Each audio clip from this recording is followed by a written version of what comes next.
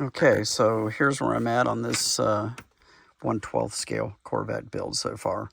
My 3D printed tires and rims, I got those cleaned up. I had to cut the front backside wheel halves. I had to cut those in half because they were manufactured too deep. And what I did is I cut off the lip side, in other words, the side that was going to roll over the edge of the tire, so I could get those shoved all the way into the tire. The upside about this is they adapt perfectly to the kit wheel hubs, which you can see here with these are the rears.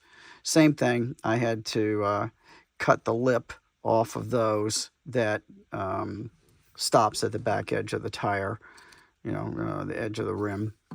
I cut that off so this would go all the way into the tire. Then I could use the kit wheel backs to easily adapt to the axle without having any major issues. The front end was a little different story because I decided I wanted to drop the front suspension.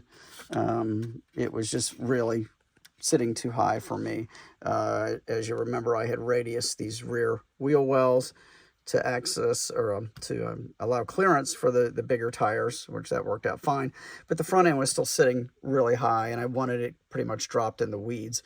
So I cut down the front springs, which was no big deal. But the way this front end is manufactured, that wouldn't really do anything at all. So I had to actually kind of bend these A-arms down and put a bunch of super glue in the holes where the springs were at and clamp it and let it dry, so it would, actually drop the ride height of the front end. Of course, when you do one thing, it affects another. So the front, the steering linkage in the front, that was off. The sway bar here in the front, that was too deep. I had to reduce the height of that to clear the frame. And the biggest thing that happened was that where the front axle pins were that were molded in, it had the tires towed in like at a huge angle because of bending that A-arm down. It put about a 20-degree angle, inward angle on both the front tires. So I had to cut those pins off and drill that out. And I made new spindles out of brass tubing, as you can see there. And that fits right into those rim backs. So that worked out okay. The upper A-arms I had to shorten and also thin out for clearance so that when this rim back goes on there, that it goes all the way, up tight the way it's supposed to. But that worked out okay. So it was really, that was minimal effort. Having these brass pins in here actually makes it much more solid. It's less tendency over time because of the weight of everything. These big models get heavy by the time you get everything in them. So that all worked out good. So everything is done with the suspension. This is ready for primer and paint. I've already put some stuff out in primer this morning, some of the interior components. So I think I'm getting there. Tires and rims are all ready to be primed. So not a lot more to do on prep on that. The engine block has already been sanded and filled, the seams, and primed. It's ready for base coat paint.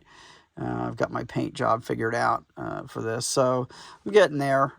Still trying to determine what I'm going to do on the front. I am going to go ahead and use the chrome bumpers on the car. The last Vette, the 16th scale Vette that I did a couple of years ago, I de-chromed it pretty much, took all the bumpers and everything off. But this one, I'm going to go ahead and put the chrome bumpers on, the chrome kick plates under the edge of the body. So now I'm just trying to figure out if I want to leave this front end like this and maybe drill one more hole in the middle, for air flow, or if I want to go ahead and put the factory grill in there. But I think I got to look at the factory grill today and determine what I'm going to do with that. So that's all, neither here nor there. But so anyway, some progress, and time to get all this stuff in primer as well and get some chrome sprayed on these rims. I love these Raider rims. I think it's going to look really good. And so it's coming together. So anyway, that was just a quick update on this, and Shot this with the iPhone just to keep things simple. So, all right. So anyway, that's it for now. I'll have another update probably sometime later this week.